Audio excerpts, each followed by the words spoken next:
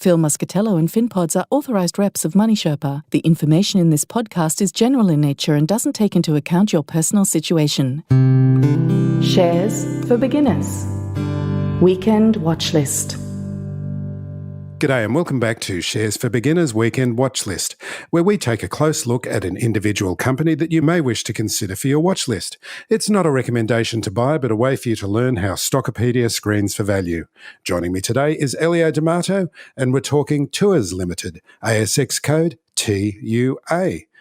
Good morning, Elio. How's it going? G'day, Phil. Look, incredibly well. I mean, what a great pop that we saw in its share price, and obviously investors are wondering what this Tuas actually is. And of course, as with most stocks on the ASX, if you scratch a little bit beneath the surface, you learn a great story. And I think there's one attached to this business here. And it's also a good lesson in highlighting how Stockopedia really brings to the fore and brings to everyone's attention what's actually going on. Because, of course, looking at the numbers is like looking at the soul of a business. And I think that's the case with TUA. Yep, and it had that, like you referred to yesterday, a 12-point-something% spike on a single day, which is a pretty good number, isn't it? Yeah, better than a kick in the teeth. I've got to admit that, especially for a business that's got a market cap well and truly above $1 billion. For those that are keen watchers of the market, of course, they will know that the company released its half-year report and it actually came up quite strong. Not only were they able to narrow their loss, but more importantly, in my view, they were able to grow the cash on hand, and they continue to grow their subscribers, and they're continuing to power ahead. It's a pretty focused business, as you know, Phil, and I'm sure we'll talk about that in a moment. But suffice to say that it looks like a bit of a jewel in the old TPG crown. I'll say that because they're not part of that institution anymore and really have their own growth story that they're carving out quite aggressively and quite strongly. So it's well done to them, and I think that share price pop we saw was justification for the story that is playing out there. So when I had a quick look at the annual report, I've got to say it's one of the least sexy annual reports I've ever seen. There's not a lot of sizzle there. It's obvious that they haven't, produced that team of copywriters and graphic artists to make it all whiz-bang. It's just very, very basic, which maybe is a good thing, hopefully, for a company and the company's story. I've always said, Phil, that CEOs are just glorified marketers at the end of the day. Ultimately, they're trying to sell their business to the billions that's floating out there in the ether, as it were, in order to get it attracted into their business to continue to invest in them and thus increase the value of the business and no doubt increase the value of their bonuses. But that's another story.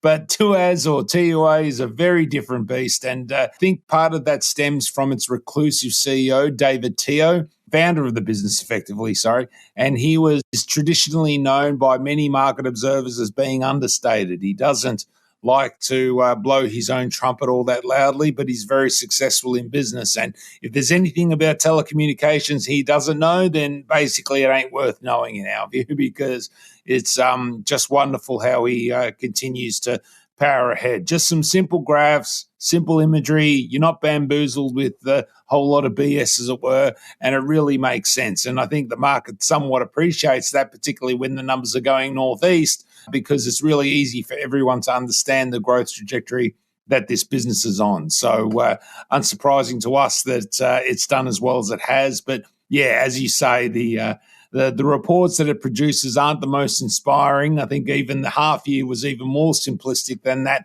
previous full year you were looking at, Phil. So they make no apologies for that. And quite frankly, as a shareholder, I don't care either. Just keep doing what they're doing and I'll be happy. So tell us the Tuas story, which obviously goes back to TPG originally.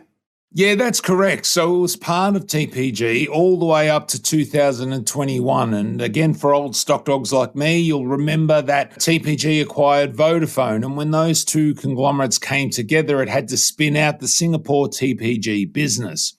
Now, on that, when they eventually did spin it out and effectively listed it on the market as a separate entity, and shareholders of TPG at the time also benefited from that, David Teo made a conscious decision that effectively the growth engine of the business moving forward was that focus in Singapore rather than the more established, already quite large, grown, taken from zero to hero business, which really was TPG, and it was a stellar company that many junior analysts like myself had to cover way back in the day, and we sort of made our name on the back of the great performance of this company. So when effectively come the end of December 2021, when a large portion of David's shares were sold on the market, that's TPG that is, and then subsequent to that, his shock resignation from the board of TPG in the middle of 2022, it was unsurprising to see the majority of his focus move to TUA, to Tuas, because ultimately, though the Singapore market and Tuas is essentially effectively focused on Singapore, it doesn't have interest in the Australian business at all, and doesn't really care what we're doing over here, other than the fact it's listed on the ASX. They're growing that business quite aggressively, and when you see the metrics that it's able to produce, further confirmed by a pretty solid half-year report that saw the pop in that share price, one has to agree that in terms of backing the jockey, that definitely rings true in this instance here, that obviously moving from that more sluggish business to now this more dynamic grower is definitely floating the boat of investors, and the share price reflects that. As mentioned, not just on that big pop, but even in the lead up, because let's face it, it's had a very strong 12 months and investors should be happy. And the company's all about 5G and broadband, isn't it? Yeah, very much so. So, like I mentioned, telecommunications is really where their focus is. And it used to be TPG Singapore for all intents and purposes, but that fixed broadband business is now named Simba. And they also have that 5G business, and they're growing aggressively that network. And the other pleasing thing to see is that across the board, they are continuing to grow the number of subscribers that they have. I mean, for example, with their mobile services, they're just under 1 billion users now of their particular service. Of the fibre business, they're looking to up the quality of that. Now, I'm not going to, again, bore everyone to snores with the technicalities of this, Will, but let's just throw an arbitrary number out there. And let's just say here in Australia, we have a very slow NBN network that I'm not going to enter the politics of this, but suffice to say that it's going to have to be upgraded to meet the future needs of the world at some point in the future. Don't know when, but it's going to have to happen. Well, you take places like, say, for example, Canada, where it's already significantly higher. Well, there's now a new 10 network which is going to be rolled out in Singapore, which effectively is the future bee's knees of fibre optic cable, and that really allows for super fast, incredibly low latency, amazing uploads and downloads as well, of course. And that is currently being undertaken in Singapore. And therefore, as a result of that, TPG or Tuas, I should say, sorry, that was a slip of the tongue, they are directly going to benefit from that rollout as they continue to grow subscribers and continue to broaden out their network. And they already have quite extensive coverage to a degree, but they're looking to even boost that. So, yes, there's a lot of capital expenditure, but geez, when you see their cash balance rising over the last 6 months, when everyone else almost across the world is talking about the rising cost of doing business, et cetera, well, here's a company right at the coalface where they are seeing rising costs in terms of spectrum and using the internet, et cetera, and servicing it, looking after it, and building out the network. And yet they were still able to grow their cash flow, which is a direct response to their ability to grow subscribers. And as a result of that, that's been hitting the bottom line. And again, that's what investors were so happy with when they saw that half-year report drop, because notwithstanding it's a loss-making company, they say profit is vanity, sales are reality, but cash, that's king. And if that keeps going up, I think you'll find the share price of this will do so as well. Looking at the numbers on Stockopedia, it looks like a momentum story, because you see up in the top right-hand corner, everything's just kind of in the middle, but it's got this high momentum score. With that spike yesterday, how long does that take to show up in the Stockopedia momentum score? Look, that's an excellent question, because what we're talking about here now is actually seeing the published numbers of the company inserted into Stockopedia. And one of the things with momentum is that tends to be our most frequently and updated indicator. So obviously, leaning on price quite a bit, that comes through straight away. Half of the momentum score is made up of relative price measures, the relative strength over a month, the year, looking at things like how close the stock is to its 52-week high, et cetera, where the price is positioned, moving averages, and a range of other things. The other thing that it uses within the momentum score are analyst upgrades. Now, of course, the analyst fraternity traditionally has sort of poo-hooed Tuas because of David Teo's rather large shareholding in the business and the fact that they're not necessarily the most transparent in a lot of people's views. We also incorporate analyst upgrades to the stock. So I'm a little facetious with this one, Phil, because you see, I often tend to think analysts will upgrade their forecasts to sort of make it a little bit more rational and reasonable to where the price is going, rather than actually be a dictator of where the price should go moving forward. But nonetheless, upgrades to that will tell you more than the absolute number. And I think you'll expect that to start coming through in the next few days. If this was a heavily covered company like a BHP, you'd expect that to almost be relatively instantaneous, both in the price and the analyst upgrade. With someone like Tuas, well, the price is done straight away. The analyst upgrades will probably start coming, and we think that could possibly be increased by more. But you're right, momentum's what's been driving this business. I mean, no way I can really sugarcoat it. It has a score of 96.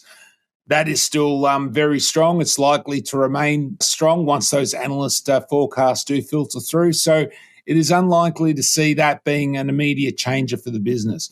The die hard on the wall value investor might look at someone like a TUA and say, look, unfortunately, with an enterprise value of $1.7 billion, an EV to EBITDA of around 55, you're never going to see this stock ever pay you back before you die. And that is true too. And the quality or momentum investor will say, well, you got to pay to play if you want part of a quality story. And that is something that aligns with TUA's background. So yes, this recent high to 52 and all-time highs is definitely 52-week and all-time highs is definitely good. But yes, you are definitely paying to play. And if you look at the value score at the moment, it's 31. That will change because some of the value metrics are included in that latest half-year update, which are yet to make their way into Stockopedia. And then you've got quality, which tends to be the more stable of all the three indicators, because that only gets updated when the company actually reports its numbers.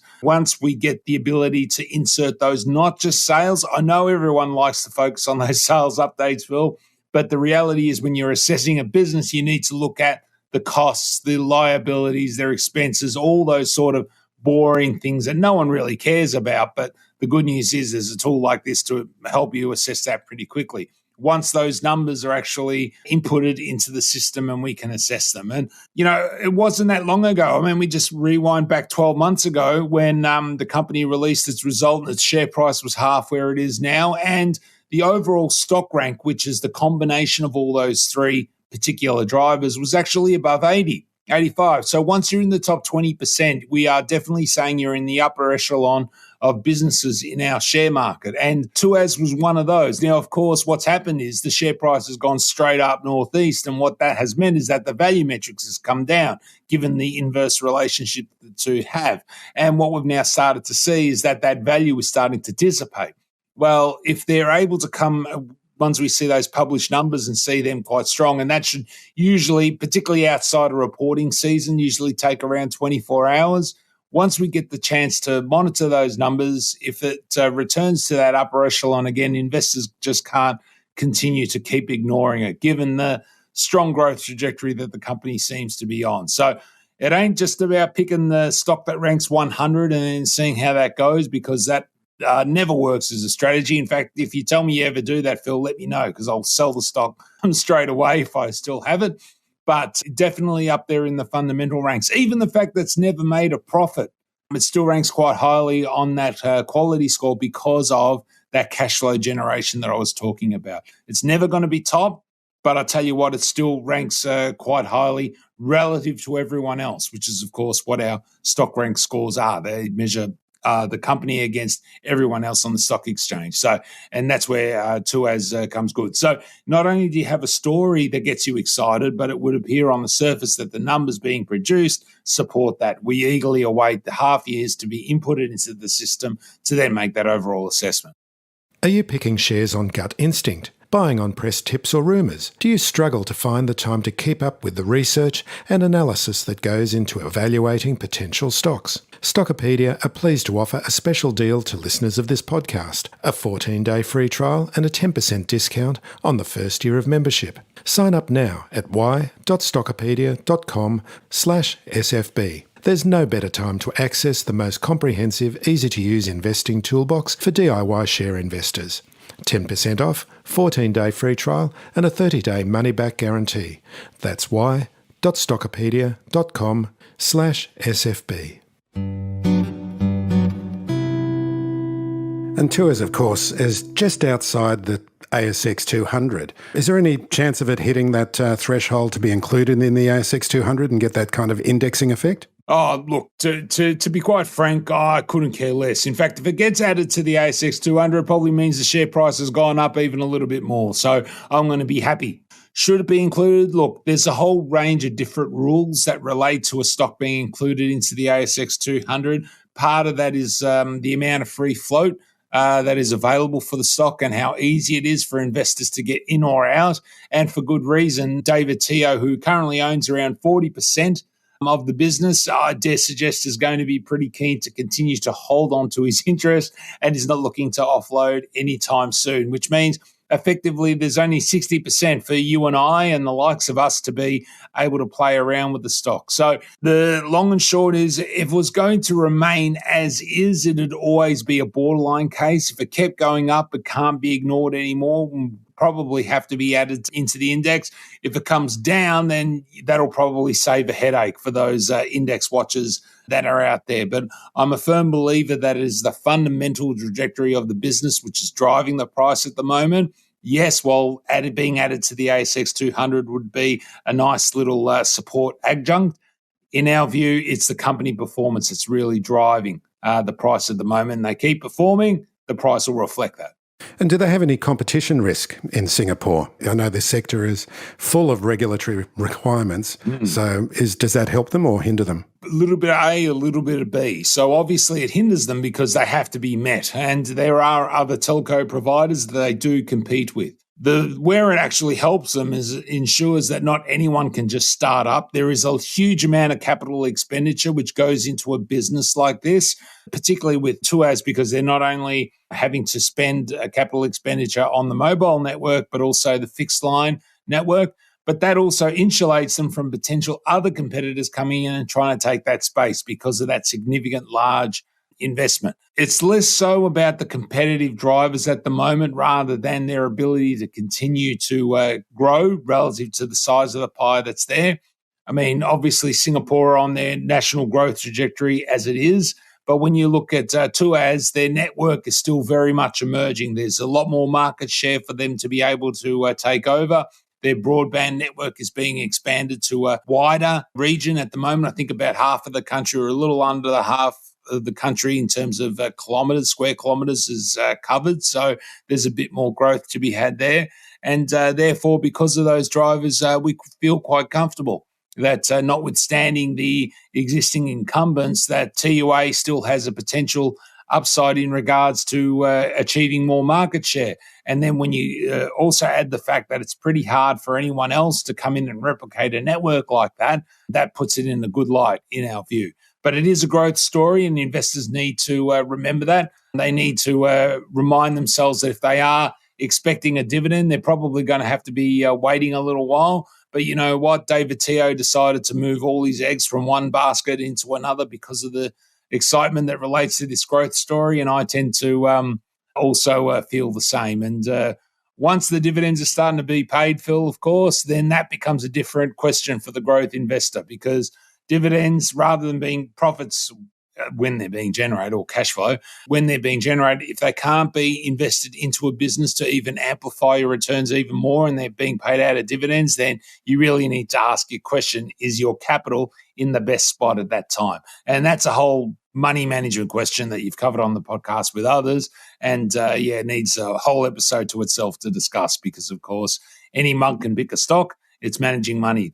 That's the thing that differentiates us. Yeah, it's all about capital allocation, isn't it? Yeah, very much so.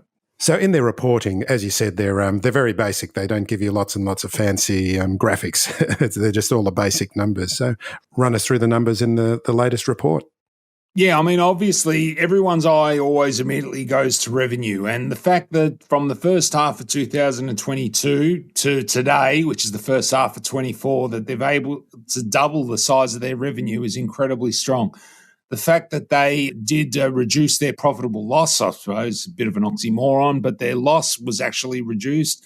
Back then, it was some 13.4 million, whereas nowadays it's 3.5. And the trajectory, and like I said, most pleasingly, cash over the half year grew from 44 to 47 million. So every chart the company produces on the few that they do issue is showing that things are going in the right direction. And I mean, pleasingly from our perspective is that not only are they continuing to broaden their reach and that, particularly Simba still has more potential for expansion there, but all those cash flow drivers are strong. So the company said in its rather short outlook statement that it expects to be cash flow positive come the end of their financial year, which again will be another positive. They expect to see mobile users continue to increase. Hopefully it will get above that 1 billion mark, which we anticipate, and therefore that will be hitting the bottom line.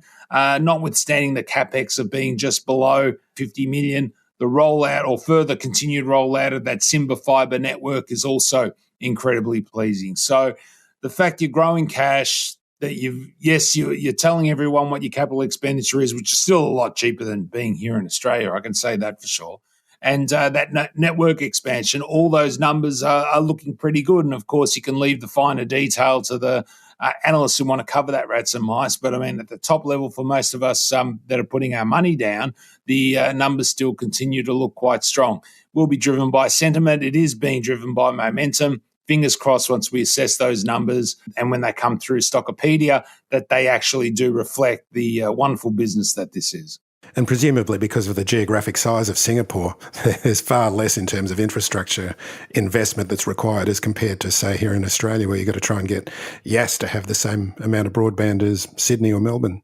Yeah, very much so. And I mean, I think at the moment on the mobile network scale of things, it's something like 60% outdoor coverage in all of Singapore. And look, people might, poo-hoo that, but I can remember when TPG was that even less back in the day. So there was a reason why David Teo saw the opportunity in regards to the potential growth of this business.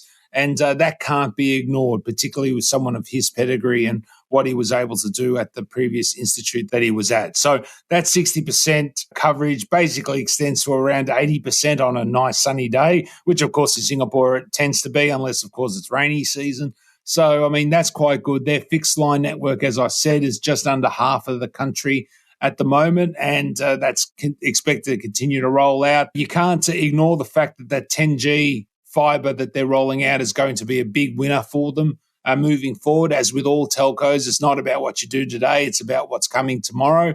And in that instance, that looks very exciting. And as you mentioned, the country of its size versus an expanse like Australia, where it's miles and miles between capital cities, just means it's more of a profitable opportunity for the company. So, yeah, in our view, those metrics in terms of its operating environment are definitely more favourable there than they would be here. And by the way, no disrespect to Yass. It's a lovely little town and deserves the best broadband it can have. Yeah, I have been through Yass quite a few times. It's an absolutely lovely part of the world, but having met a few of the locals, I don't think they'll be offended, Phil.